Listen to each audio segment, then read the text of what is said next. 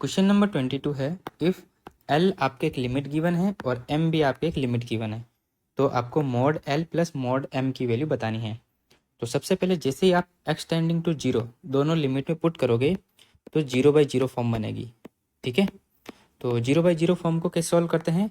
अगर हम बात करें मेथड नंबर 1 की तो वो होगा एल हॉपिटल। ठीक है, आप जानते हो एल हॉपिटल से, वैसे आप कर सकते हो और डेरिवेटिव करके आपको पूरा सॉल्व करना पड़ेगा। Limit x tending to zero put करनी पड़ेगी और देखना पड़ेगा आंसर क्या आ रहा है। एक तो मेथड वो हो गया। सेकंड, आप जब एम को देखते हो तो इसको सॉल्व करने का तरीका क्या है? जब रूट में आए तो आप इसको रेशनलाइजेशन कर सकते हो ना, रेशनलाइज करके एम को सॉल्व कर सकते हो। 2 मेथड हो गए।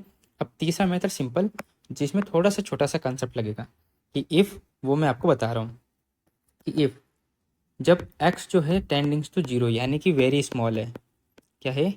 वेरी स्मॉल है, तब इस केस में आप क्या कर सकते हो? साइन एक्स को एज ए एक्स मान सकते हो और टेन एक्स को एज ए एक्स मान सकते हो।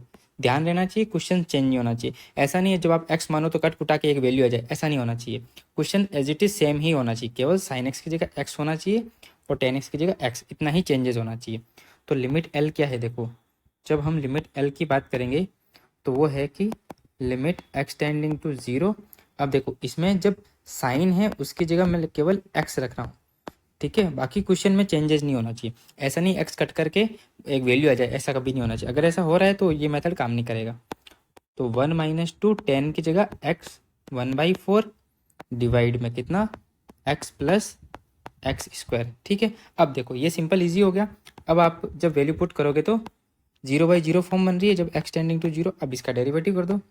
एक तो आप क्या, ट्रिग्नोमेट्री का जब डेरिवेटिव करते हो तो थोड़ा लेंथी जाता है, क्योंकि साइन स्क्वायर का फिर 2 sin x cos x होगा, फिर साइन का भी करना पड़ेगा, है ना?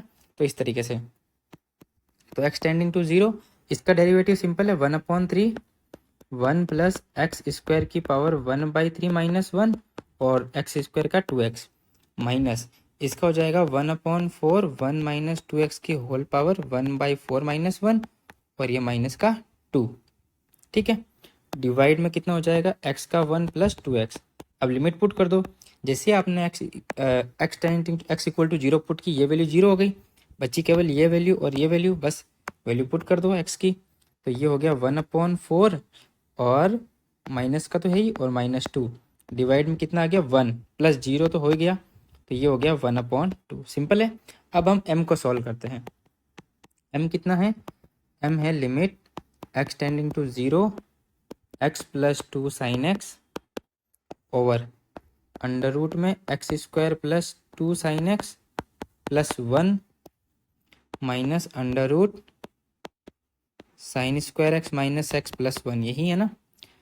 X square plus 2 sin x plus 1 है और माइनस में। ठीक है, अब हमें क्या करना है? वही सेम कॉन्सेप्ट, साइन एक्स की जगह एक्स हम पुट कर देंगे, तो एक्स प्लस 2x डिवाइड में कितना हो जाएगा? अंडर रूट में x square plus x 2x plus 1 minus under root x square minus x plus 1। ठीक है, अब जैसे ही जीरो पुट करोगे तो 0/0 फॉर्म बन गई। तो अब हम एल ऑपिटल रूल लगाएंगे।